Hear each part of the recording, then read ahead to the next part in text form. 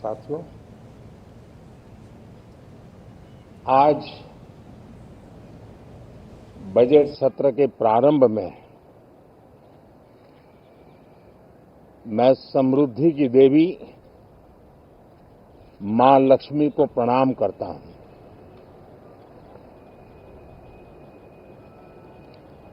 और ऐसे अवसर पर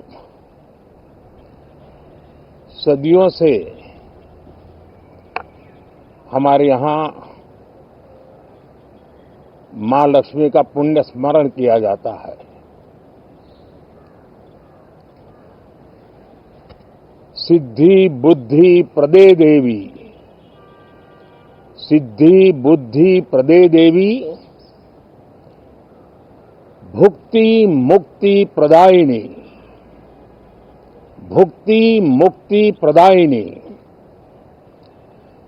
मंत्र मूर्ते सदा देवी, मंत्र मूर्ते सदा देवी, महालक्ष्मी नमोस्तुते, महालक्ष्मी नमोस्तुते। मां लक्ष्मी हमें सिद्धि और विवेक देती है, समृद्धि और कल्याण भी देती है। मैं मां लक्ष्मी से प्रार्थना करता हूं कि देश के हर गरीब एवं मध्यम वर्ग समुदाय पर मां लक्ष्मी की विशेष कृपा रहे। साथियों, हमारे गणतंत्र के 75 वर्ष पूरे हुए हैं।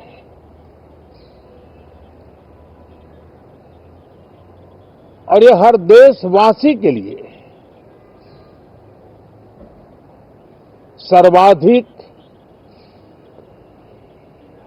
गौरवपूर्ण है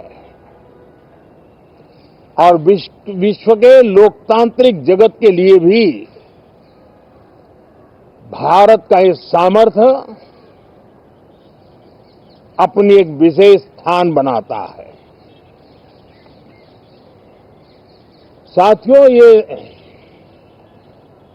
देश की जनता ने मुझे तीसरी बार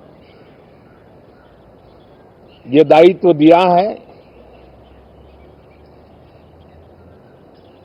और इस तीसरे कार्यकाल का ये पहला पूर्ण बजट है।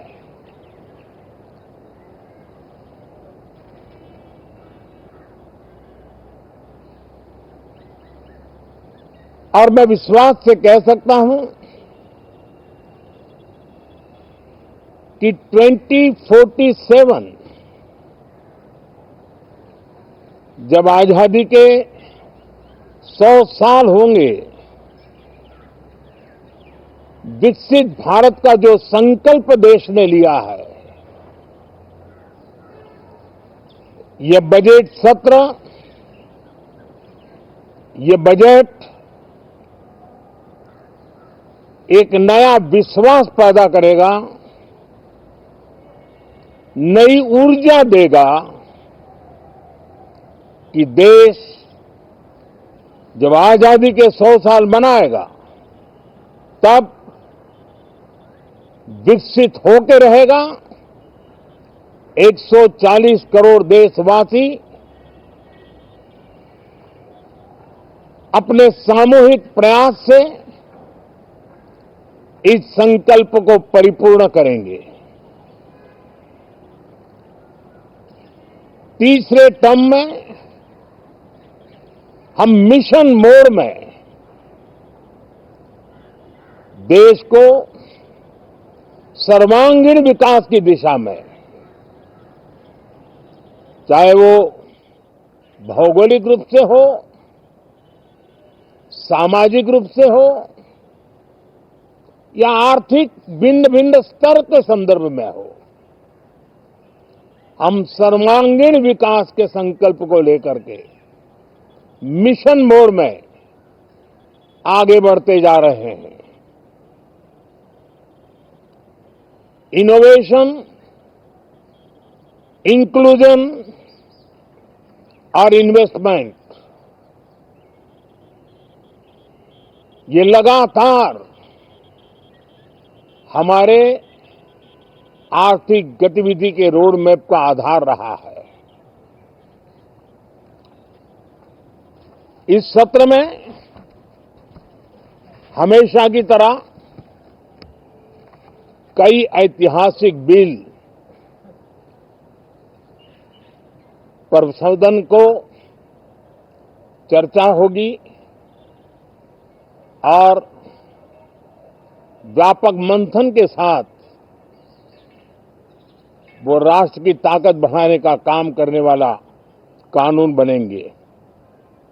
विशेषकर नारी शक्ति के गौरव को पुनः प्रस्थापित करना, पंथ संप्रदाय के भेद से मुक्त होकर के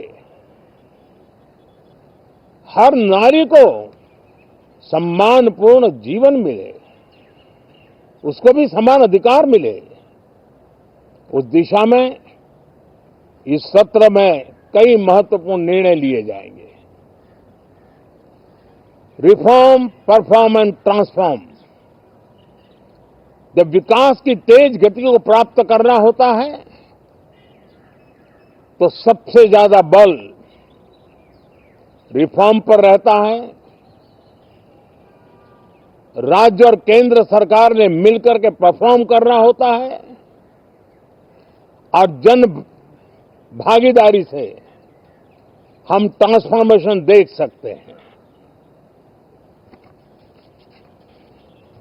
हमारा युवा देश है, युवा शक्ति है और आज जो 20-25 साल की आयु के नौजवान है, जब वो 45-50 साल के होंगे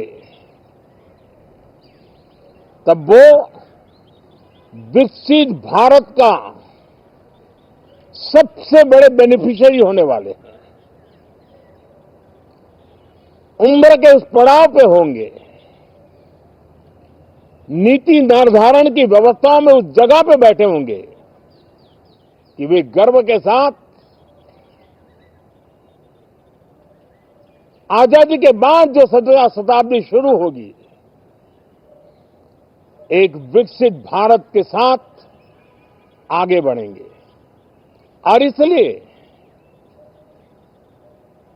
ये विकसित भारत के संकल्प की पूर्ति का प्रयास, ये अथाग मेहनत आज जो हमारे टीनेजर्स हैं, हमारी युवा पीढ़ी है, उनके लिए ये एक बहुत बड़ा तोहफा बनने वाली है। जो लोग 1930 में, 42 में आजादी के जंग में जुट गए थे, पूरी देश की युवा पीढ़ी खप गई थी आजादी के जंग में, और उसके फल 25 साल के बाद जो पीढ़ी आई उसको नसीब हुए। उस जंग में जो नौजवान थे उनको नसीब हुए। आजादी के पूर्व के वो 25 साल आजादी के जश्न मनाने का अवसर बना। वैसे ही ये 25 वर्ष समृद्ध भारत, विकसित भारत, ये संकल्प से सिद्धि और सिद्धि से शिखर तक पहुंचने का देशवासियों का इरादा। और इसलिए बजट सत्र में सभी सांसद विकसित भारत को मजबूती देने के लिए अपना योगदान देंगे। विशेष करके जो युवा सांसद है उनके लिए तो सुनहरा अवसर है क्योंकि वो आज सदन में जितनी जागरूकता, जितनी भागीदारी बढ़ाएंगे और विकसित भारत के जो फल है वो तो उनकी नजर के सामने देखने को मिलने वाले हैं। और इसलिए युवा सांसदों के लिए एक अनमोल अवसर है। साथियों, मैं आशा करता हूं कि हम देश की आशा आकांक्षाओं के इस बजट सत्र में खरे उतरेंगे। साथियों, आज एक बात आपने जरूर नोट की होगी, मीडिया के लोगों ने तो जरूर करनी चाहिए। शायद 2014 से लेकर अब तक शायद ये पहला पार्लियामेंट का सत्र है कि जिसके एक दो दिन पहले कोई विदेशी चिंगारी नहीं प्रगटी है। विदेश में से आग लगाने की कोशिश रही हुई है।